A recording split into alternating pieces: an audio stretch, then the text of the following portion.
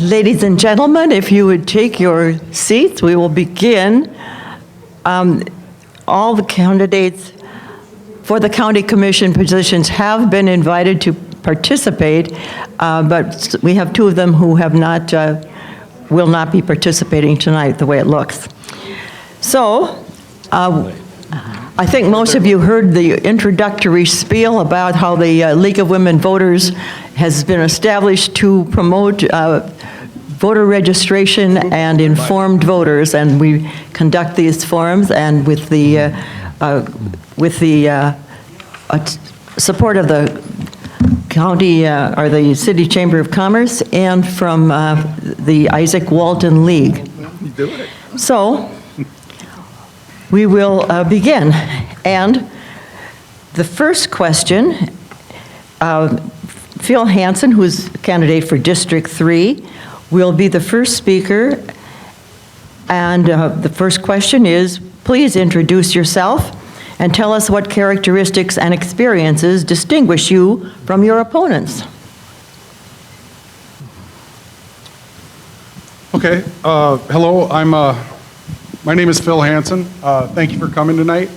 Thanks for giving us this opportunity. My name is Phil Hansen. I grew up on a farm in southeastern North Dakota. I was one of 6 kids, and everybody was responsible on the farm for some activity. I graduated from Oaks High School. I got a scholarship to go to North Dakota State University. I spent 5 years at North Dakota State. I graduated with an agricultural economics degree and a minor in business administration. I continued, I was actually drafted from NDSU and played out in Buffalo for 11 seasons, professional football. Towards the end of my career, I got married in 1998. I married my wife. We had our first child at that time, and we were leaving Buffalo, and we had to decide where to go, and we chose Detroit Lakes. I don't know if we thought Detroit Lakes was going to be our end location, but as our kids started growing up and getting in the school system, we really loved the area, and been here ever since. Our 3 kids graduated from Detroit Lakes High School. I started a small business, a landscaping and snow removal business. I did that for about 20 years. Currently, I do color, which is radio for North Dakota State football team. I'm a Lakeview Township supervisor. I'm on the Recreational Advisory Committee for the county, and I'm on the Pelican River Watershed. And my time's about out. Thank you, Phil Hansen. Don Scarry, who is the candidate for District 4. Okay. Good evening. My name is Don Scarry, and I am running for County Commissioner in District 4. I again want to thank all of you for coming tonight. It shows you have some interest in what's going on, and I think that's really good. I also like to thank the League for doing this. I think it's a really important thing for people to get this information. I grew up on a turkey farm in Detroit Township. I attended Detroit Lake schools, and I graduated from NDSU with a degree in animal science. And being that I am an NDSU alumni, I do have to give a little shout out to the Bison football team. Now, if there's some UND people here, don't hold it against me, okay? My wife Pam and I have been married for 55 years. We have 6 children and 10 grandchildren. Most of them live in the area. After college, I raised turkey breeder hens for 44 years. I've been out of that now for about 10 years. And we started a greenhouse, raised greenhouse tomatoes in 2001. My son John now owns and operates that business. My wife Pam and I have operated Lakeview Catering for the past 15 years. I've served on many boards and organizations, including the Detroit Township Board, Becker County Planning and Zoning.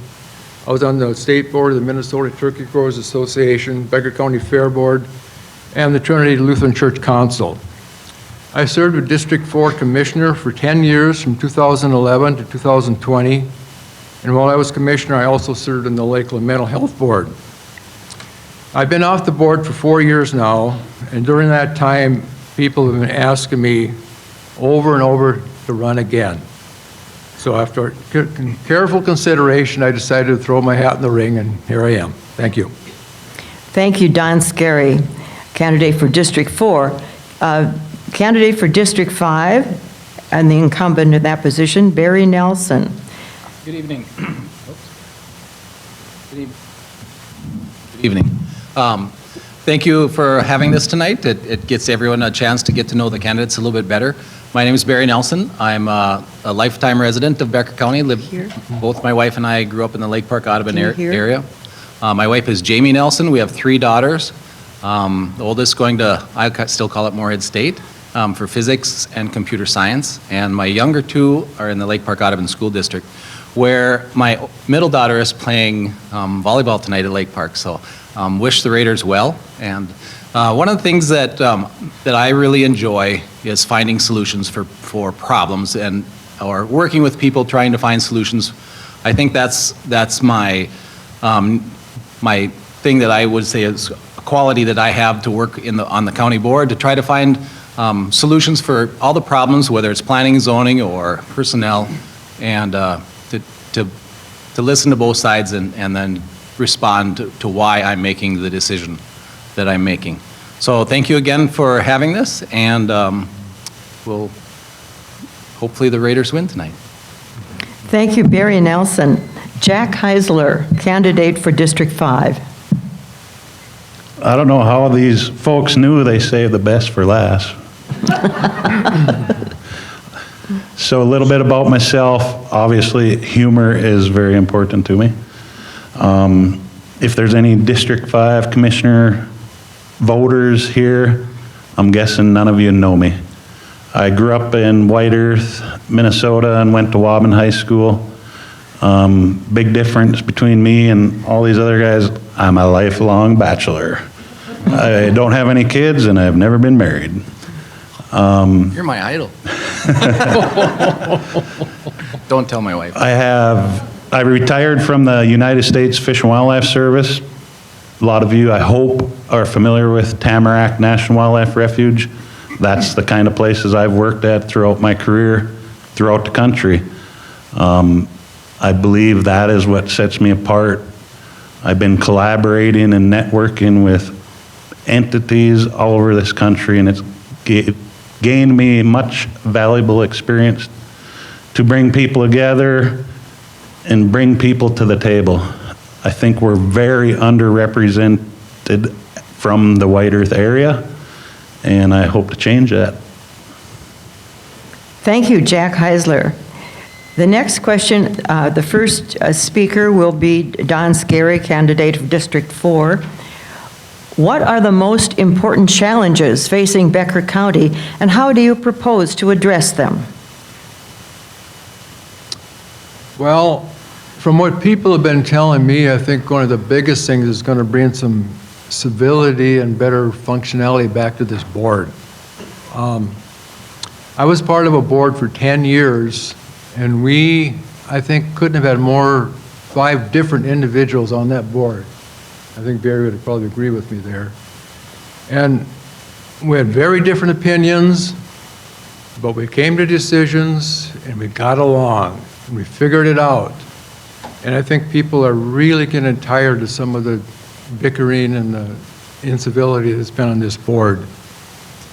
And I think another challenge is going to be keeping the levy down. I mean, it's really, really hard to keep it down. But it has been rising quite fast, and I'm not casting any blame here. But what I am saying is that it's going to have to slow down because it's just going too fast.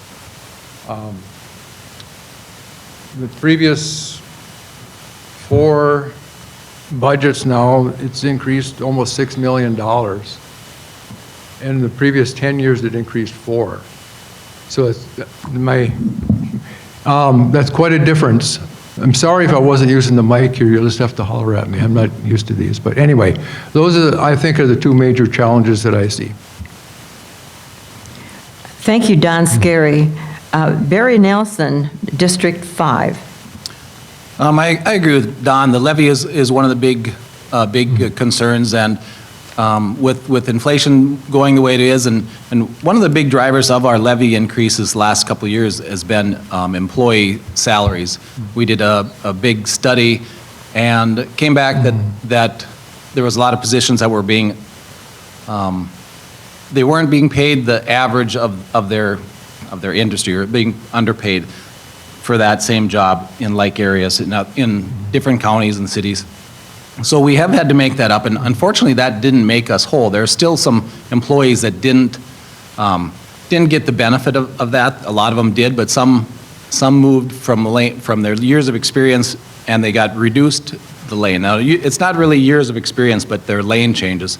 So they slid into a lane that was far less than where they were. So we spend a lot of money doing this, and to make it really effective, we'd have had to spend a lot more, but that was about another 1.5 million, which we just couldn't do. So it's a balancing act with that levy with salaries.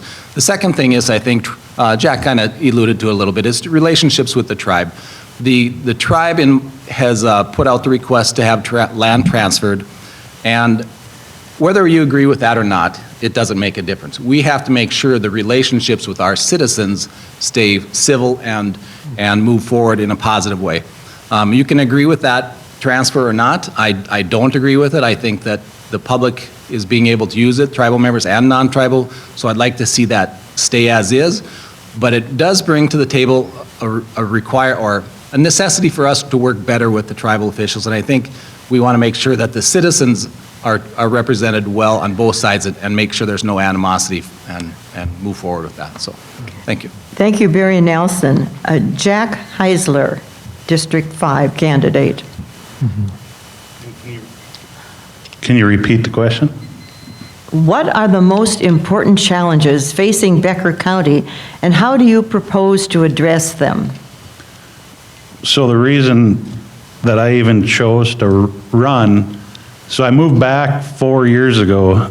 I've been in Maple Grove, that's where I grew up my whole life. Then I left right out of college, went to Concordia College in Moorhead, graduated with a bachelor's degree and emphasis on wildlife management. So natural resources means a lot to me. And Barry mentioned the land transfer. If any of you are aware, there's been an MOA with the tribe in Tamarack National Wildlife Refuge. I've seen that happen in my career in Montana. I was somewhat part of that, just being an employee of the U.S. Fish and Wildlife Service. It can work, it can be successful, but they're not easy decisions. And 4 years ago when I started reading the Detroit Lakes Tribune, seeing things online, etc., kind of Don alluded to it a little bit, it seemed like a lot of dysfunction, and a lot of people in my neck of the woods up by White Earth in Maple Grove Township, similar to Don, they were, hey, you're interested in this stuff and you're good at talking with everybody and sitting at a table, and you can have differences, but you have them politely and respectfully. And I'm not going to agree with everything White Earth wants or does, even though that's where I'm from, and I'm a first-generation descendant of a late tribal father who passed away in 2017. He was on the tribal council, and I learned a lot from him. So those are things that are important to me, but respectfully with Barry and all the commissioners, I don't second guess what they do. I'm not in their positions. I haven't been. I just been paying attention for 4 years, and I just think things can go better. Thank you, Jack Heisler. Phil Hansen from District 3 candidate. I'd have to agree, the tax levy is probably the most thing that you've got to keep your thumb on the whole time. There's a preliminary budget this year, 7.5% tax levies expected to go up. A lot of this, like Barry said, is salaries. You got to balance. I mean, you can't lose employees. They can go down to Otter Tail County or somewhere else and get the same job for more pay. So you got to keep your employees. The other big thing is health insurance. You've probably seen it in your bills too. Health insurance went up and it was a big hit. And inflation, a lot of things are going up. I see it in my personal bills as well. I don't know if that'll be the final budget, but the preliminary budget was 7.5%. So that's one thing, that's the one challenge, always keeping a tab on the tax levy. The other thing I'd like to see is work together more as government entities. I sat on the Detroit Lakes Development Authority for 9 years, and I'd really like to create a better relationship between the city. Not that it's bad now, just recognize synergies and really act on them. We do have quarterly joint governance meetings, which I think are really important. Just work together. I heard Craig out there say that. If I'm elected, I really want to put that into motion and see if there's some things we can do jointly. A high tide floats all boats. And if we can work together to make things better, city, Frazee, Detroit Lakes, school district, if there's things we can do to benefit each other, I think that would be great. Thank you, Phil Hansen. The next question, Barry Nelson is the first speaker. And what are your ideas to increase county revenues and/or decrease county expenditures? And what should be the county's spending priorities for the next 4 years? Boy, didn't give me a tough one, huh? Jeez. You're the incumbent. Oh, that's the way we're playing this game.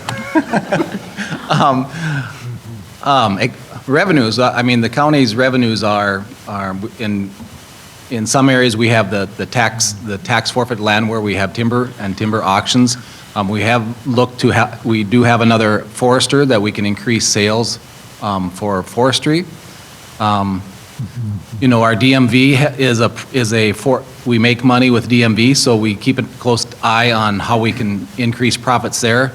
There was a request for a DMV site up in Ogama, so we're keeping our eyes open if that will hurt our revenue stream there. I did suggest that we should look at putting the DMV over at the mall to increase availability to people. It would be a better service for people. So there's not a lot of revenue opportunities for us, but we do have a couple that we would certainly try. As far as we are on a needs-based budget.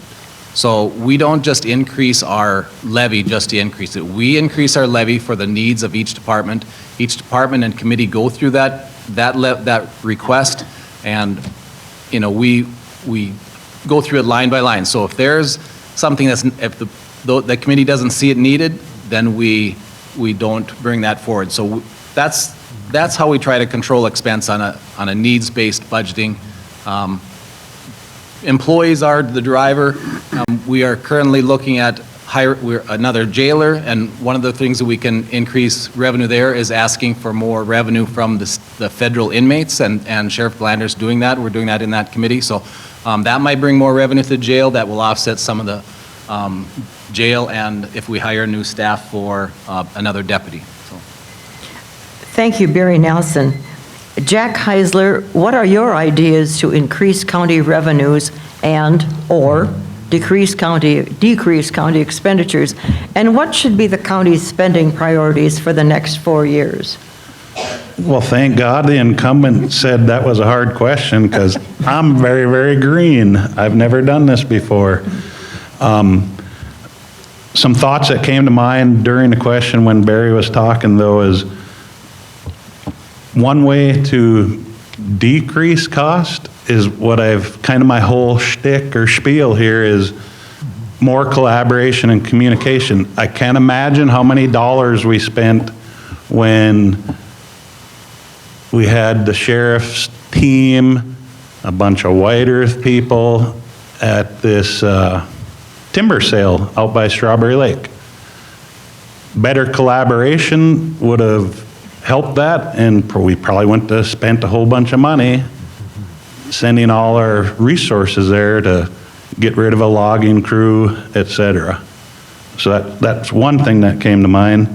I don't even know if this is what the commissioners do, but I've been responsible for writing grants throughout my career, so I think I can help our staff, help the board. I've been a part of and wrote the North American Waterfall Conservation Act grant to the tune of $1 million. I just did a grant for the tribe for our buffalo program at $200,000, so I would hope we could explore some of them things. Thank you, Jack Heisler. Phil Hansen, what are your ideas to increase county revenues or decrease county expenditures? And what should be the county's spending priorities for the next 4 years? I'll echo what Jack and Barry said. I'm glad I didn't get this question first, and I'm third, and I still don't know what to say. You know, I didn't anticipate this question at all, and I haven't really thought of anything in the last 3 minutes. You know, you always got to balance growth with your costs. You know, the first thing that popped into my head was, you know, the city does that food and beverage tax, I think it is, and so technically it's like outsiders coming in, using your services and then leaving, but leaving a little tax for you too. I don't know if there's ways to do that in the county, but that would be one way to generate some revenue. I mean, we've got a great county, we've got a lot of parks. You know, I don't think that can happen in the short term, but down the road, maybe that could, recreational activities in the area could bring in some revenue, but I haven't, that would be my best guess. Thank you, Phil Hansen. Don Scary, what are your ideas to increase county revenues or decrease county expenditures? And what should be the county's spending priorities for the next 4 years? This probably should have been 3 questions Yeah. instead of one. It's complex. It's an awful lot of stuff. Well, as far as revenues grow, I mean, there's probably, like Barry said, there's some little things you can look at. They're probably not going to amount to much. I mean, most of our revenue, a lot of it comes down from the state and federal government, especially in human services. And that's one fear I have, is with the shape the federal government's in, some of this stuff is going to come to dry up, and I'm not sure what's going to happen when that happens, but I think we can count on it happening. And as far as controlling expenses, I mean, you know, we can, human services is one thing you can't do much about. We're mandated to do stuff, and a lot of the money comes down from above. I mean, I guess we could cut deputies, we could do less on our roads, but don't think anybody wants to do that. So it's not an easy thing. It's really hard. But all you can do is just keep pecking away at it. Thank you, Don Scary. We'll move on to another question. And we start this one with Jack Heisler. What is your understanding of the threats posed by CAFOs, and I don't know the acronym, but it's a large industrial concentrated animal feeding operations, to Becker County's waters and public health? What would you do as a commissioner to protect those waters and the health of our county's citizens? Well, that's right up my alley. That's natural resources, and you always got to take a strong look at every undertaking. It's been my thing my whole career. You have a visceral reaction right away, and you got to step away from that, in my opinion, and hear from all sides. What does it mean economically, et cetera, because I automatically go to the natural resource side of things and protect our water, as the question states. So I would look at each individual project, each individual proposal, and see what it means, and try and get some studies going and see what the impacts are. Mahnomen County just had a 10,000 herd dairy operation go in, and I really didn't want it. But I toured the facility. It's still not my favorite place, but they're pretty impressive what they do for environmental impacts. Now, I'm concerned about the aquifer and how much water is being used up there, but then you got to look at the effluent and the things that are going into our water, so. I don't know if that's a non-answer, but in my mind, it is an answer. You look at the totality, and each project is different, and you just got to evaluate it and try and make the best decision you can. Thank you, Jack Heisler. Phil Hansen, do you want the question repeated? Sure. What is your understanding of the threats posed by large industrial concentrated animal feeding operations to Becker County's waters and public health? And what would you do as commissioner to protect those waters and the health of our county's citizens? I was going to ask the audience by a show of hands if they knew what a CAFO was, because I really didn't know until a few months ago. It's a feedlot. It's a cattle feedlot. There's certainly a balance there. I'm currently on the Pelican River Watershed District. I was appointed by the county, been on that 2.5 years. I didn't know the sophistication of what the Pelican River Watershed did. And I've been very educated, and I've learned a lot while being on that board.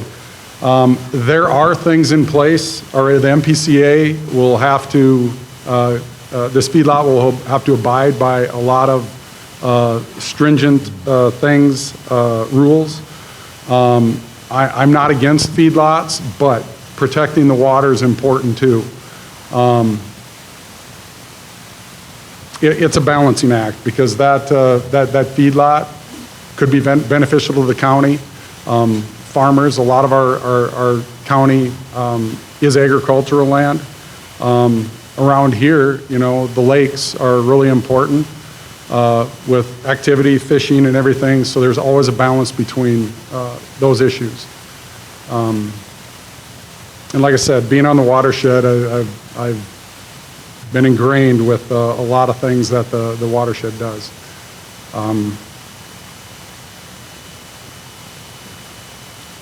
So I guess that's my answer. Thank you, Phil Hansen. Don Scarry, what would you do as commissioner to protect those waters and the health of our county citizens? Well, obviously, I have a ag background, and, farms just keep getting bigger and bigger and bigger. This is not necessarily a good thing or a bad thing. Now, when I grew up, there was dozens of turkey farms in this county, and now there's just a handful. And I don't think that's a good thing, but as far as these large cattle and hog units go, I think there's certain areas in the county they obviously just can't be.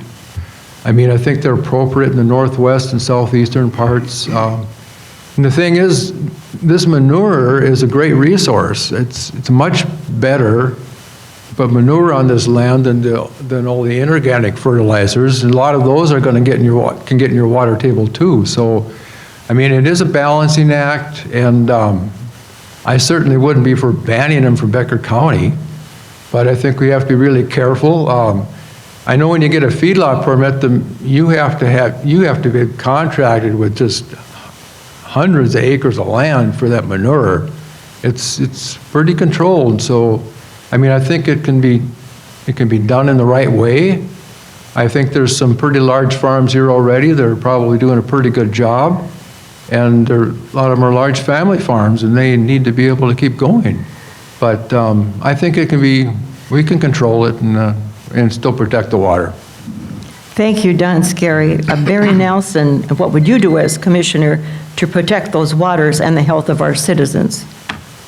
Well, currently we are working through the comprehensive plan, and there's areas where it's designated for the larger ones in the agriculture, and I think Don alluded to the northwest and southeast. So there's areas in the county that are better suited for larger, and then there's areas that are suited for the little bit smaller ones, and then there's areas that aren't suited very well at all, and that's where the kind of the more of the lakes area and recreation areas are.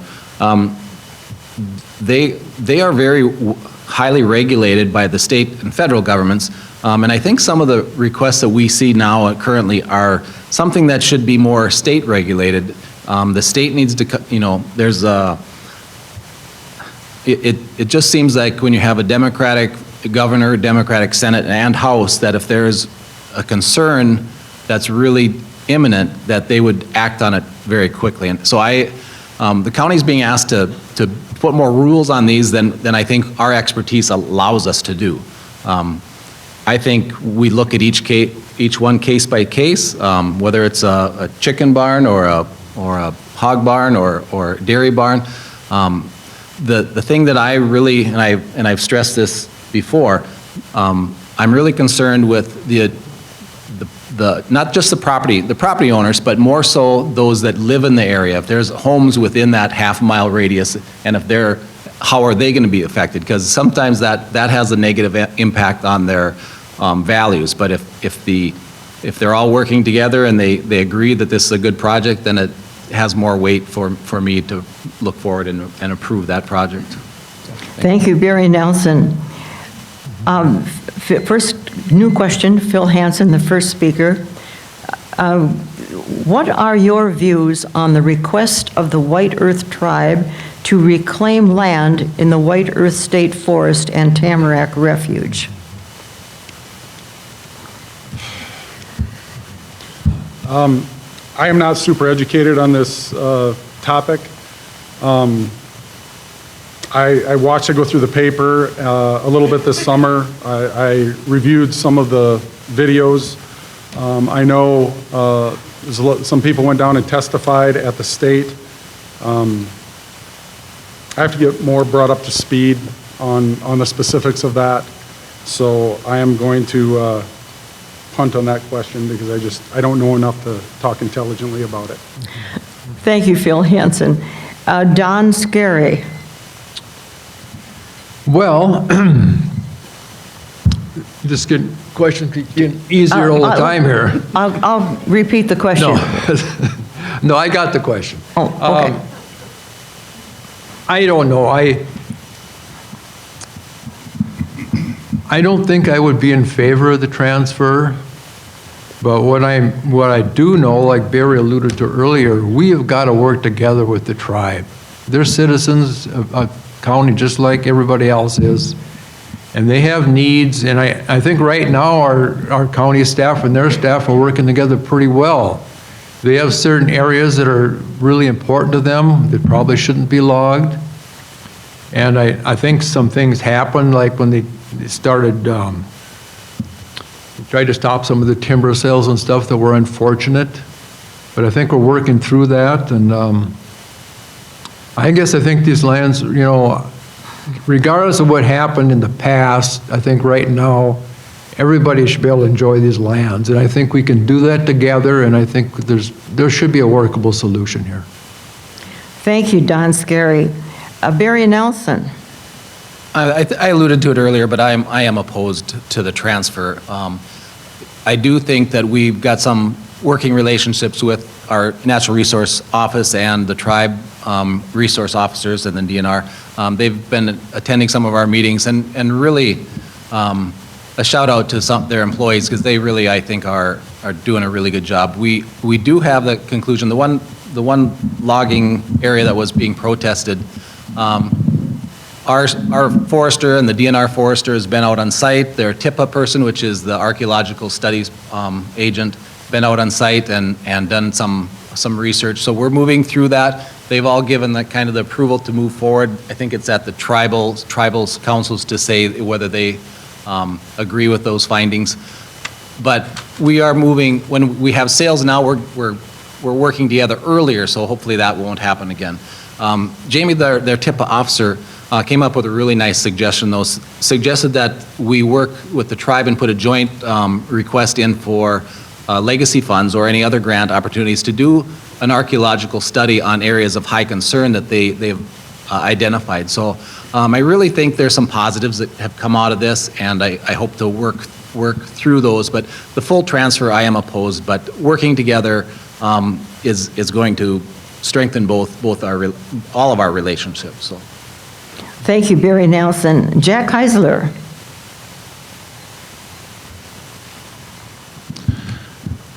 Well, yeah, it's kind of what I've talked about a lot already tonight.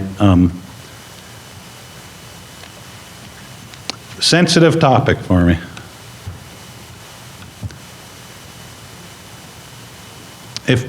Here's how I'll start. If someone came and stole your land, how would you feel about that? And would you want it back? Okay, now with that said, I've shared my cards, I've showed my cards. I have already said, I don't know what the right thing to do is. We're 200 years or more beyond.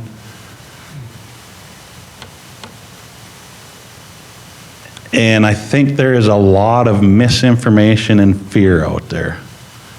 I get the concern, but if you're fearful that they get it back and you're going to lose a lot of economics and money, I would ask you all, if you're not familiar with northern Becker County, go up and take a drive to White Earth and look at what that tribe is giving to Becker County in revenue. Look at how many people are employed by the IHS and the clinic in White Earth. So I'm encouraged that there's been some movement forward on this topic.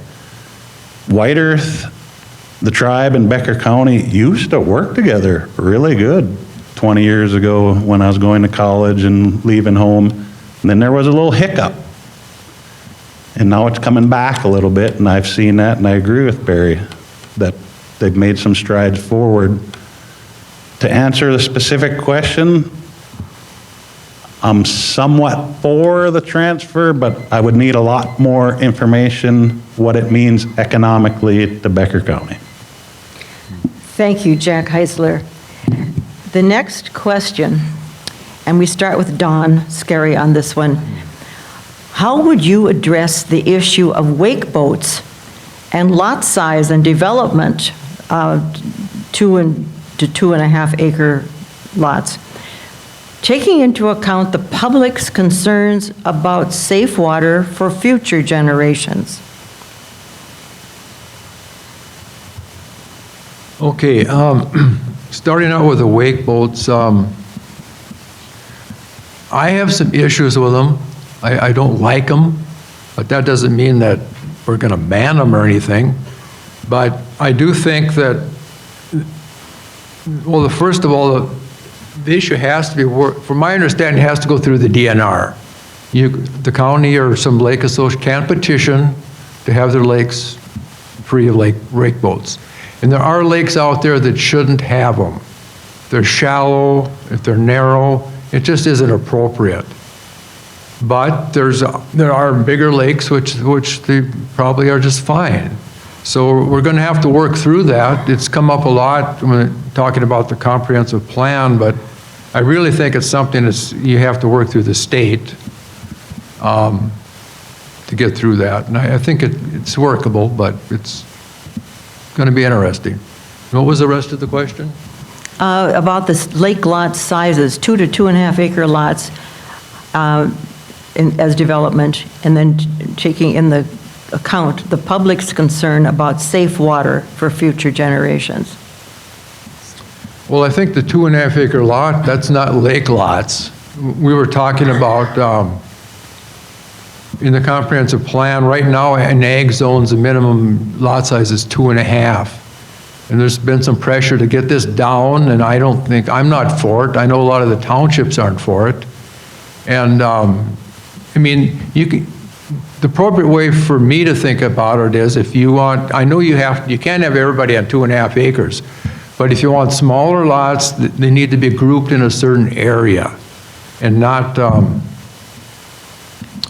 willy-nilly all over the place. And that's kind of what has started to happen, and it didn't used to be going that way. Thank you, Don Scary. Barry Nelson, do you want the question repeated? You got it. Yes, please. There's so many parts to your questions. Too much together. Yeah, it's not a one. How would you address the issues of wake boats and lot size and development, 2 to 2.5 acres, taking into account the public's concern about safe water for future generations. Okay, the wake boats there's a group of people requesting that there be language, specific language in our comp plan. I'm not in favor of that language. There is avenues to, if there's an issues on specific lakes, and there are appropriate places for surfing on surf boats. I do own one, and we do surf. We're on Big Cormorant, so it's a perfect lake for it. We're out in the middle and not creating the issues for others. But I think the owners of the boats have to be more aware and know what's appropriate. If they're too close to shore, and I've stated I would be interested to see a higher no wake zone for, or not a limited wake zone for those in certain areas. And I think there's an avenue to do that in the current system that we have. If there's a lake, a narrow lake that surfing is continually gone through there, I would have the Lake Association petition and to get that. The second part is lot size, and I spoke at the board recently, and I think this is in the new comp plan where it's zoned residential. The comprehensive team, Bolton and Mink said they wanted to do 1 acre lots, and I went through the roof. I said I was completely not in favor of that in rural agricultural areas, and then they went to 2. Was somewhat all right with that, and I went and talked to a couple townships, Cormorant and Lake Eunice. They were absolutely opposed. They want to keep 2.5. So I'm certainly going to push to keep 2.5 acres, the minimum lot size for developing in agricultural area or even the new residential area. And I'm not sure what safe water, how you mean safe water for. I think we should keep sharks and alligators out of our water. I don't know what I don't know what we mean by safe water. Thank you, Barry Nelson. Jack Heisler, do you need the question repeated? You got it. Okay. Wake boats have been studied for years, and there's calculations out there, and Barry alluded to it. Wake dissipation by the time it reaches shore. So for me, all 3 of these questions, portions of this question, it goes back to enforcement. If you're in the middle of the lake and the lake is big enough and you got wave dissipation by the time it reaches shore, great. But a lot of times, all of us have witnessed these jet skis and big boats and surf boats and wake boats way too close to shore. And when I mention enforcement, Becker County has all kinds of policies and rules and laws in place. Phil has mentioned being on the Pelican River watershed. I know some people there, and there's things that are occurring that it doesn't seem like what I'm hearing, what I'm reading. We're doing a lot of enforcement for our own policies in place within Becker County. So if we get on top of that, this 3-part question is a non-question if we enforce it. Thank you, Jack Heisler. Phil Hansen, you what? So I live in a lake. I live in Lake Melissa. I mean, that's one of the reasons we moved here because of the lake life. So we certainly gotta protect that. You know, I know 20, 30 years ago, the jet skis were a big deal. They go too fast. They're a problem. We seem to accommodate jet skis now, and I think the jet ski drivers are a little more respectful. Now it's wake boats. Can we adapt to having wake boats on lake? Yeah, certainly. Some lakes, for sure. You know, I think the thought is that these wake boats, when they get turned for the surfing behind them, they start digging up stuff the bottom of the lake, and that's kind of the concern. But you know, we all talked earlier about the tax levy. So you know, how are we going to police this? Is this going to be a county thing? You got to balance this out. They can't have boats out every lake, every weekend to police this kind of stuff, or it will be at a tremendous cost.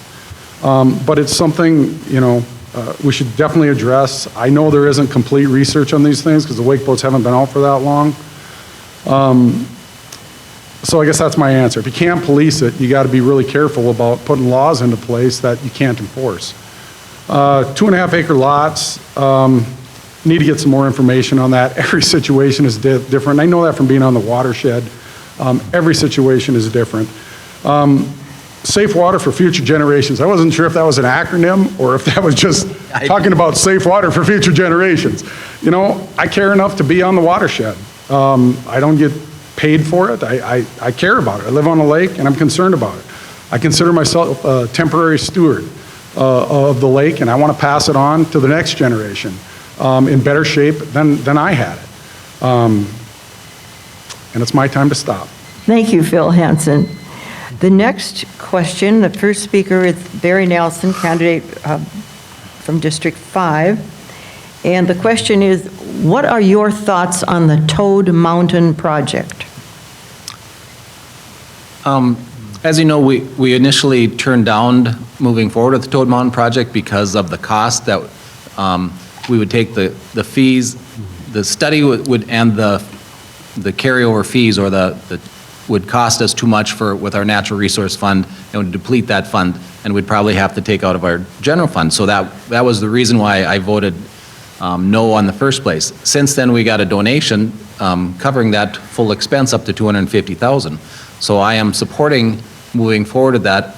And that doesn't mean we're going to get it. It means now that the donor is going to pay for the study, and that study will determine what needs we have throughout the county, what needs we have in that area, and if it can be a regional area.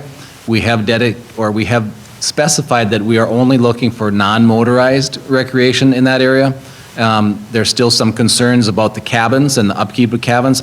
At this time, we have to wait till what that study says, but I, as a county board member, don't want to be leasing out the cabins. So one of the possibilities would be raise them. One of the possibilities would be you having some hospice or some of those Make-A-Wish groups come in and use them for weeks, specific weeks at a time. It would have to be closed in the winter.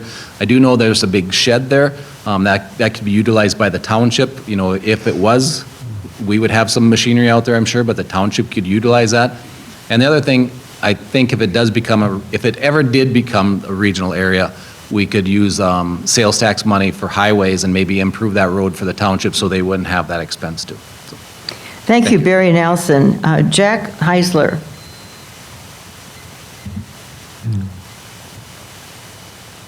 Yeah, not much to add there. I like everything Barry just said, and I think the commissioners are handling this one very, very well. Thank you, Jack Heisler. Phil Hansen. So, for those of you who don't know, Toad Mountain's out on 34, about, 15 miles out on the south side of the road. Took a tour of it this summer as part of the Recreational Advisory Committee. There's a little access with a nice house on Toad Lake, and then behind it is the Toad Mountain part. I've been to a public hearing, I've been to some commissioners' meetings and heard the dialogue. The neighbors are definitely against it. But I would support exactly what Barry said. I mean, to do a study isn't going to hurt anything, especially if the county doesn't have to pay for it. So the donation that came in, I would be supportive of that. At the very least, we get some kind of a master plan or some kind of a plan, a comprehensive plan.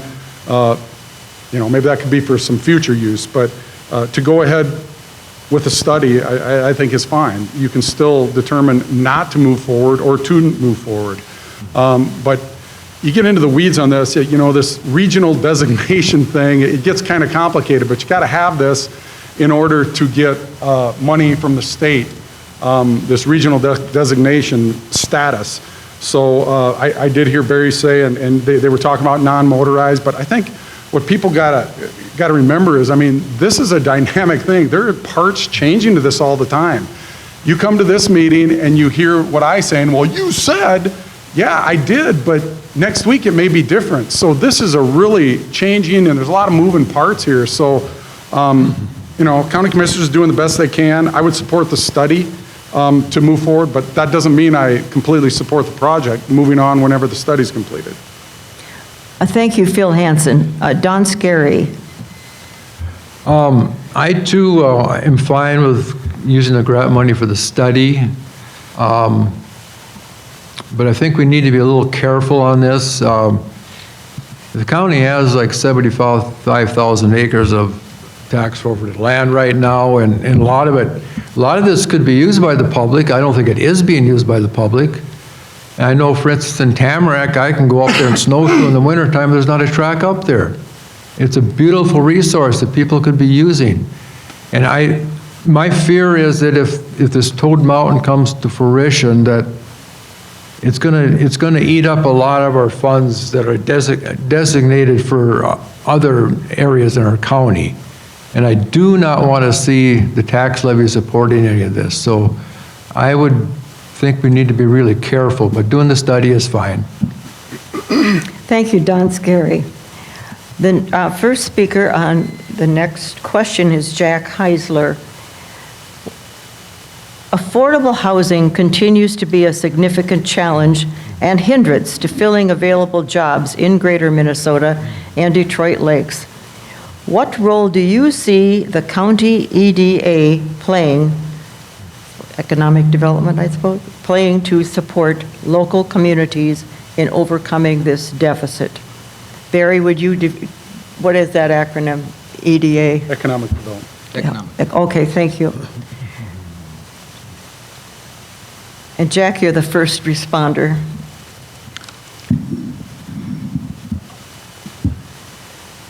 So I think,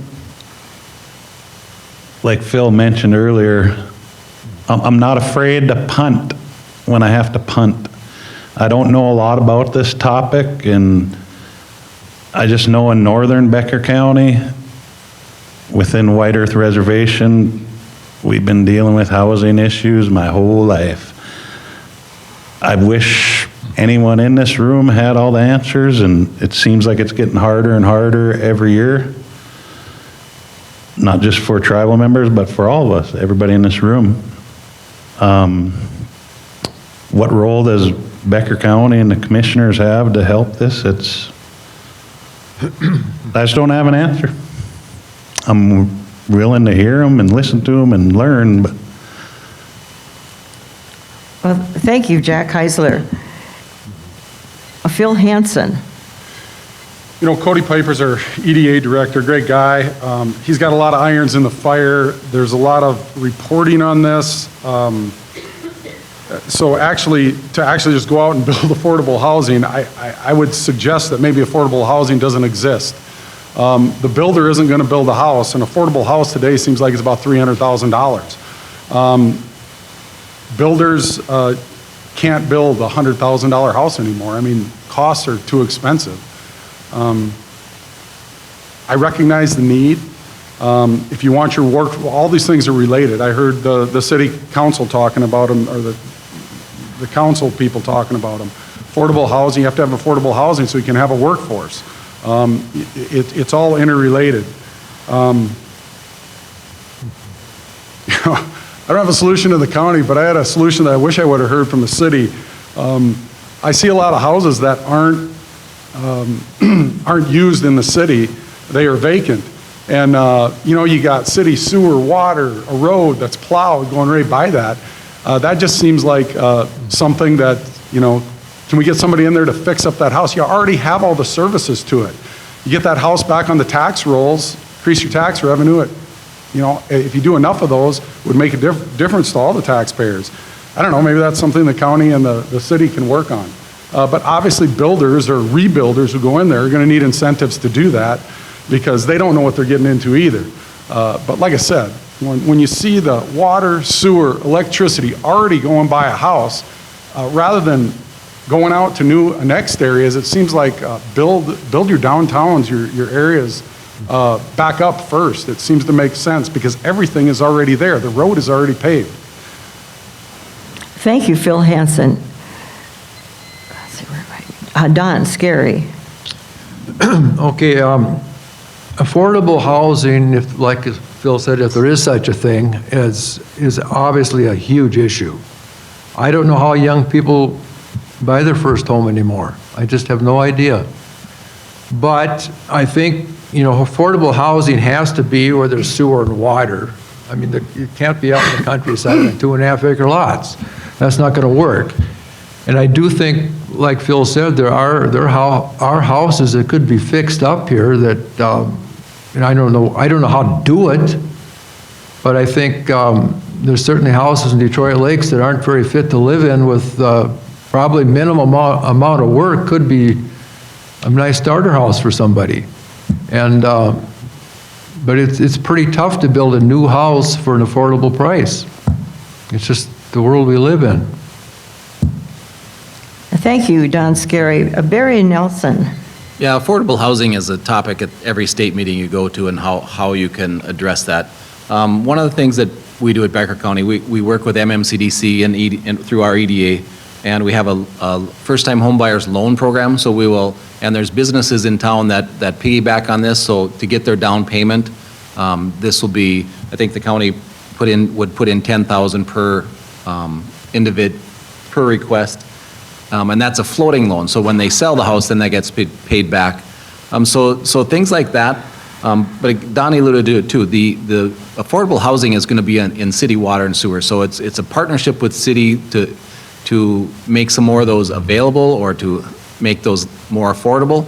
I don't know how you can do that. I do like this first-time homebuyers loan program where it's a no-interest loan, and there were businesses in town that would piggyback on those loans, and they would be paid back, so it will be a revolving loan. The other thing is, I know the state passed some new laws that I think they call them granny pads, that you can have your parents living at your house or at your site too, so maybe another dwelling to reduce some of the cost. But yeah, the housing market, the costs of building a new house are just skyrocketed. So again, I don't know. You have to have two pretty good incomes to afford to build a new house, and so for the young people, I think they're going to need either assistance through family or some down payment assistance through government if they're not high income earners. Thank you, Barry Nelson. The next question, Phil Hansen will be the first speaker. What are your thoughts on marijuana sales and cultivation in Becker County and control of sales and locations? Another 2 or 3 part question. Talk about something else I don't know much about. I know this is an evolving thing. The state legislature passed some stuff. I know the city's, trying to figure it out. The county's trying to figure it out. They're trying to figure it out together. There isn't a lot of direction from the state. Once again, it's kind of like an unfunded mandate. It's like, you need to do this. I know there needs to be, I think, 3 in the county. There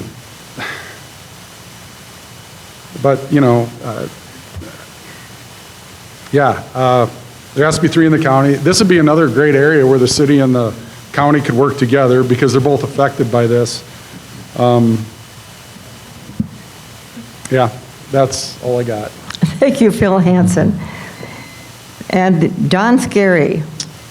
Well, I don't know a lot about this issue either.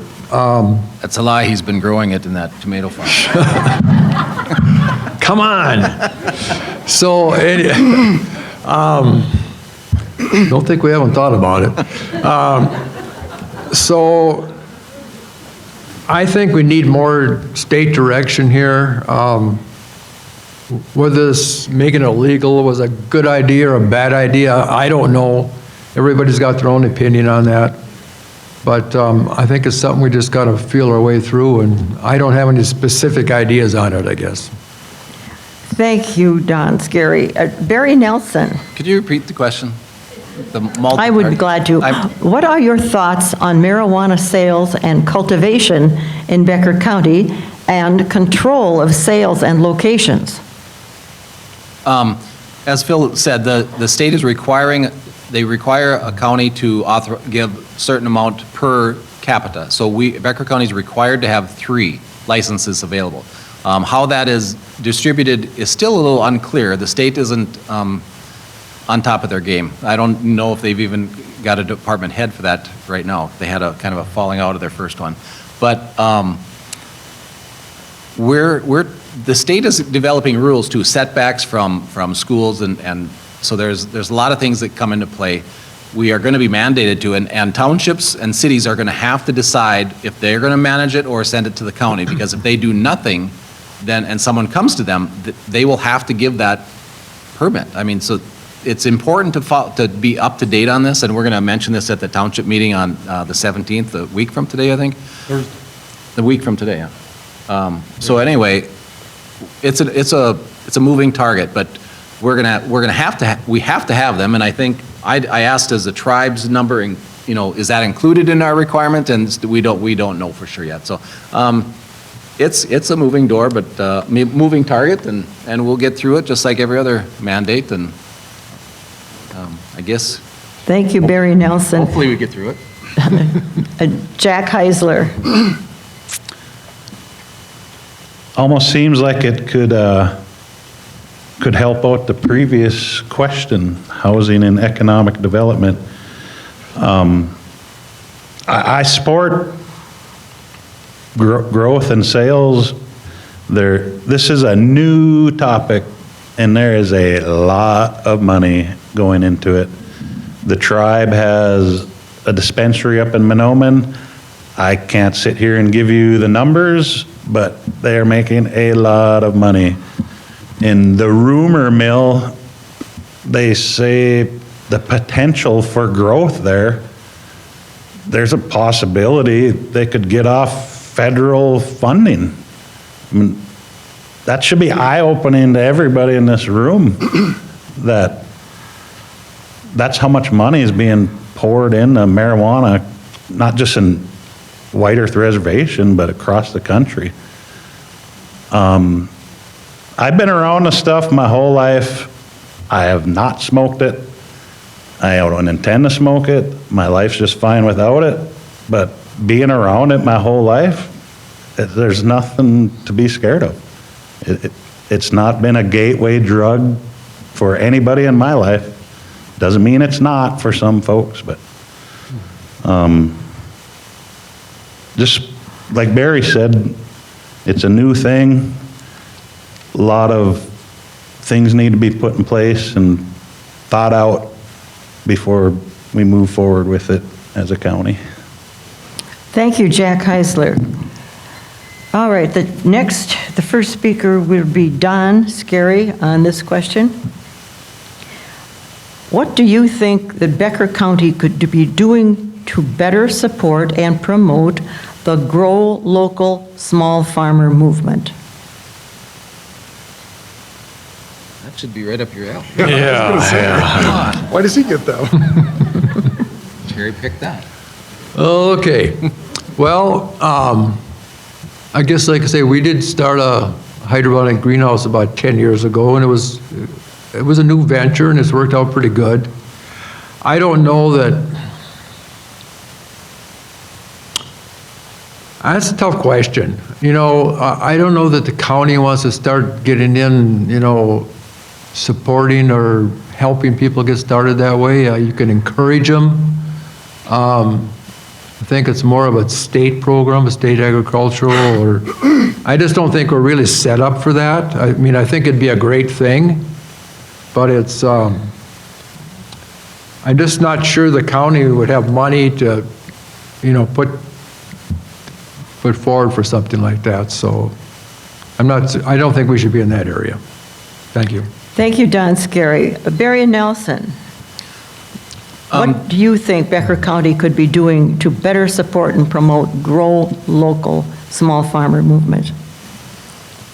Well, I think the University of Minnesota has a lot of good programs, and I think what Becker County's role would probably be is to showcase or to make those more known about what's available out there. There's a lot of niche markets available for small farming, vegetable farming, greenhouse farming, high tunnel farming. I think there's a lot of opportunities out there for someone who wants to get into farming, but there's no way to get into large agriculture farming because usually people with $5 million don't want to start farming just to buy land and machinery. But a lot of niche farming out there, and I've talked to people who want to do some of that and got them to Soil and Water and NRCS. There's lots of programs to help those starting niche farmers to do that. And I think there's a program from a farm to school. So there are programs that are available. I think the county's role would just be to get those out in the public's view a little bit better.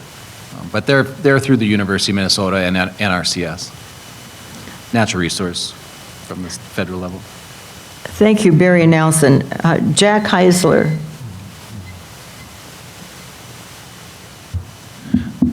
I love the movement. I think it's great. Throughout this evening, you heard a lot about big farms, keep getting bigger. I think we all learned 4 years ago, roughly, during COVID, you've seen the challenges a lot of people had. You started hearing things like food desert, food sovereignty, food security.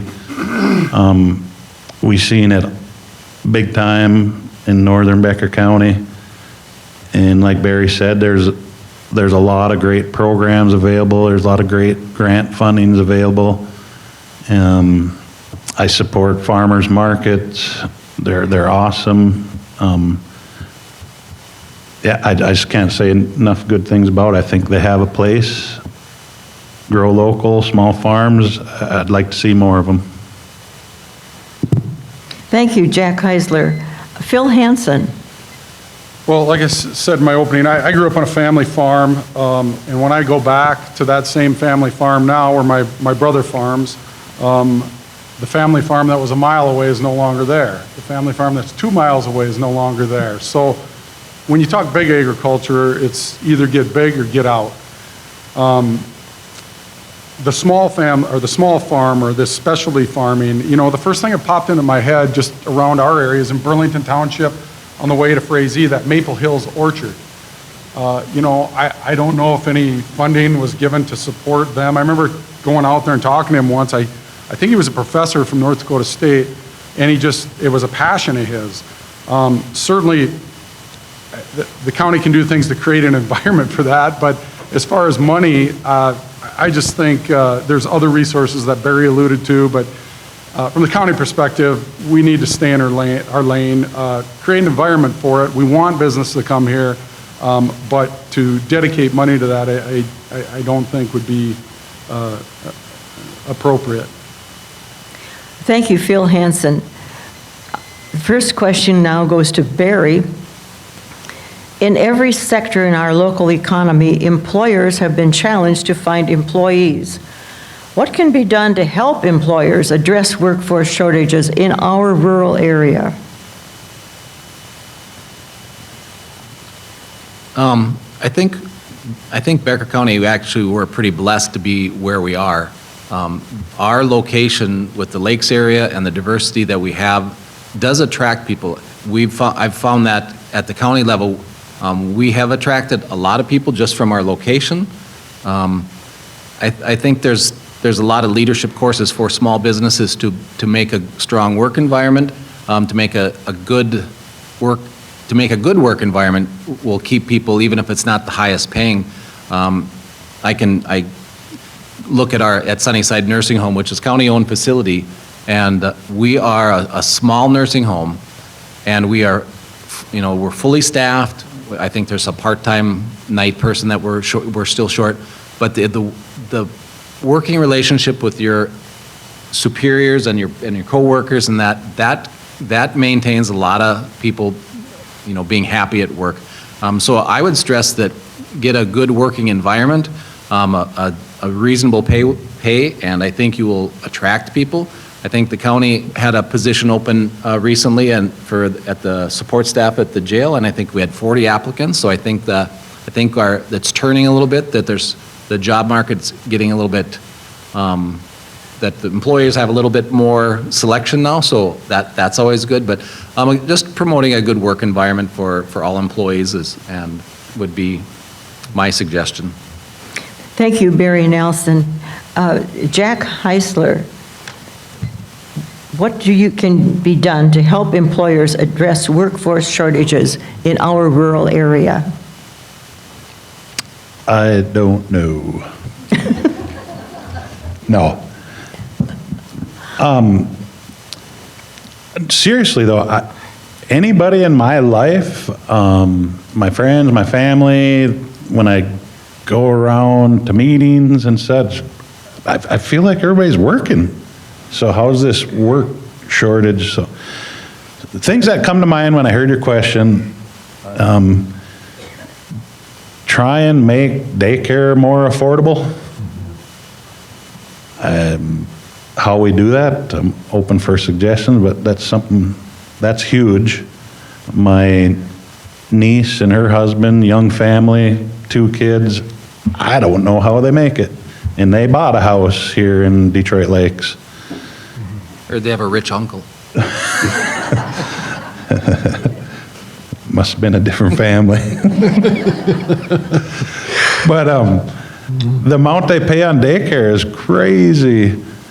The rest of my answer would be just philosophical in nature. Everybody likes a good boss. Everybody likes a good working environment. Everybody seems so angry right now and divided on everything, and just make a kinder environment. And that's where I'll stop with my answer. Thank you, Jack Heisler. Phil Hansen. So workforce shortages, this area has been beat to death. It's real, it is there. I guess the 30,000-foot level answer is have more kids, and you have more workforce. Just something pops into my mind when I think about this. 100 years, less than 100 years ago, people would work all day for a bowl of soup. And now here we are, we can't find enough people to work. And I'm going to push back on the lazy generation thing a little bit. You know, I don't think kids are lazy. There might be one here and there, but I just don't think there's as many people to facilitate jobs as there was. People are retiring faster than people are coming into the workforce, just my opinion. You know, maybe automation in some industries may work, but not in every industry. You can't automate teaching for our kids. So that might be a short-term answer. But like I said, at a high level, we need to get more people, have more kids, which you got to house and clothe and feed, which is a problem too. Thank you, Phil Hansen. Don Scary. Well, there's been an awful lot of good ideas put out here. I don't know what more I can say. It's funny how things change. When I ran for county commission the first time in 2010, all we were talking about was jobs, jobs, jobs. There weren't jobs, and now there aren't workers. So it really has come around. And it's a nationwide problem. You know, locally, and like Phil said, it's demographics.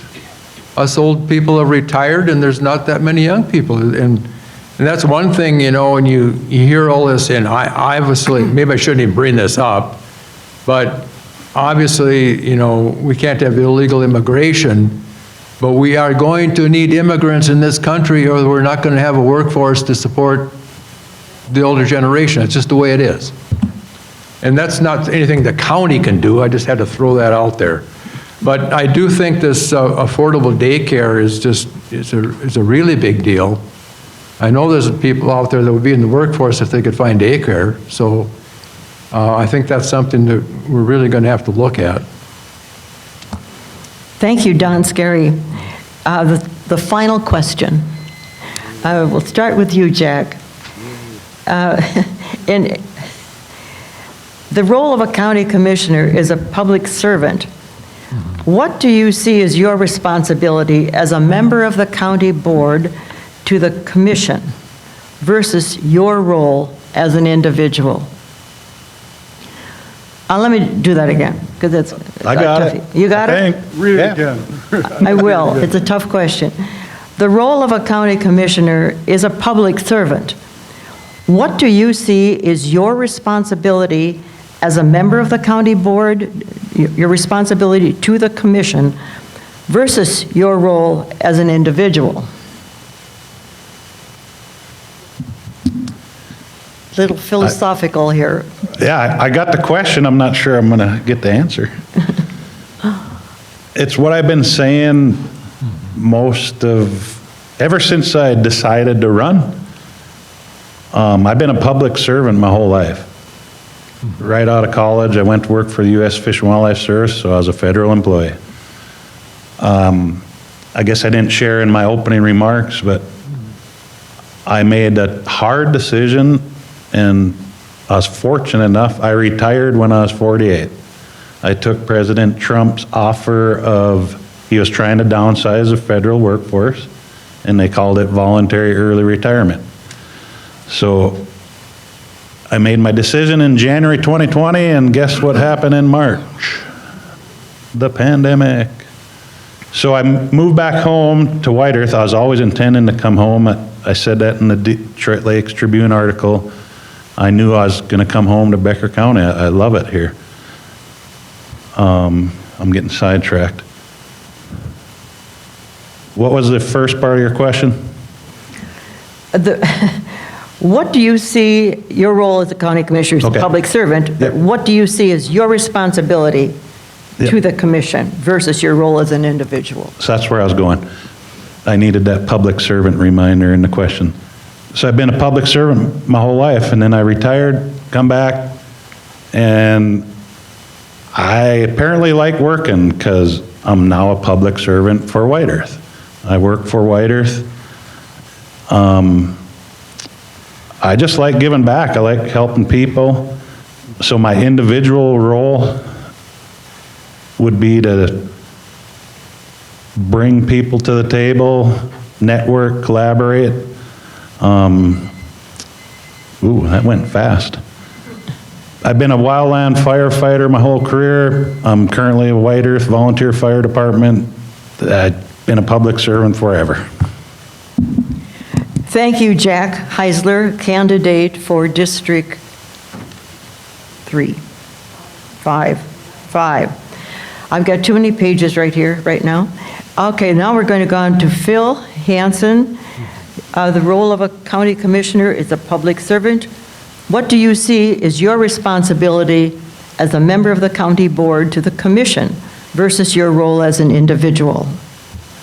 Okay, I'm currently, I sit on several boards and several committees. I'm on the Lakeview Township Board. We interact with the county regularly. I'm an election judge. With the tax equalization, they come out to our township. I'm on that board already. So I already interact with a lot of things that have to do with the county. I alluded to that I'm on the Pelican River Watershed, which has been very enlightening. I've learned so much being on that. I'm on the Recreational Advisory Committee for the county. We're talking about these parks. What can we do to make them better? There's one over at Osage. We're going to try to dress up a little bit. But our parks, we want to get them better. But what is my responsibility? I've been going to the meetings since June, the county commissioner meetings. I may have missed one or two in there, but I've been to most of them. I see them, they sit on several subcommittees. And once again, that's kind of where the work is done. It's a lot of sit time, and you got to take that all in and come back and report to the board. I already do some of that on my other committees. This would be a step up. There would be more to do, but I'm up to it. I've got the experience from being on these other committees. I've got the time, and I'm committed to doing it. I live here too. I want this place to be better, this county to be better for everyone. I believe, the old saying, leave it better than you found it. I think I can be a good advocate for the county and leave Becker County better than when I came into it. Thank you, Phil Hansen, candidate for District 3. Don Scary. When I ran the first time, I think I had a pretty good background because I I'd been on a lot of boards, I knew how to work with people. But when you get on the county board, until you're on it, you don't have any idea how much work it is. It's a lot of work, a lot of meetings, and you really have to be committed to going to committee meetings. It'd be easy not to go, but 10 years, I don't know, I bet you I didn't miss more than 10. I just faithfully went to them, and you owe that to your other members on the board to do that. And it's your job to educate them about your committee. And so I think that's the biggest thing. You got to do that work. And as far as you are a public servant. If you go into this for the wrong reasons, for some personal agenda, it doesn't work. You got to do it now. I wanted to do it. I kind of said it was on my bucket list, and I guess it still is. So anyway. Thank you, Don Scary. And Barry Nelson, candidate District 5. I guess each one of the commissioners, all 5 of us, were individuals serving the county, serving our district. So I'm going to do a little bit different spin, I think. We are working for what we think is best for not only our district, but the whole county. And we can argue and debate that with the other commissioners and whatever the topic is. So individually, you need to be able to be an expert in every field and rely on those that really are the experts to give you the information you need and convey your argument to the rest of the board and challenge them if they're not agreeing with the same way you're looking. But after your vote, after you get done with that decision and you can argue adamantly for or against, you have to put that behind you and be willing to work on the next project. And I think that's where it means you're a full board. One person on that board does not make decisions. And whether you're with an employee, with a developer, you're one person, you're gaining information, you argue what your opinions at the board, and then you vote. After the vote, you have to put that behind you and work as a team to move forward with whatever you've decided on. What I have always thought, I've always explained how I'm voting, why I'm voting, and I think whatever's in front of you, the people like when you have that dialogue and give them an explanation, whether they agree with you or not, or whether you vote their way or not. People appreciate being acknowledged and being heard, especially in planning and zoning. We get it all the time. Thank you, I felt I was heard here. I didn't feel that until here. So I think that's one of the strengths that I have is my ability to have those interpersonal communications with people. Thank you, Barry Nelson. And that concludes our League of Women Voters Forum tonight. Thank you to this very wide-awake audience that you stuck with us, and these very wide-awake and wonderful candidates. Thank you, gentlemen. Yeah.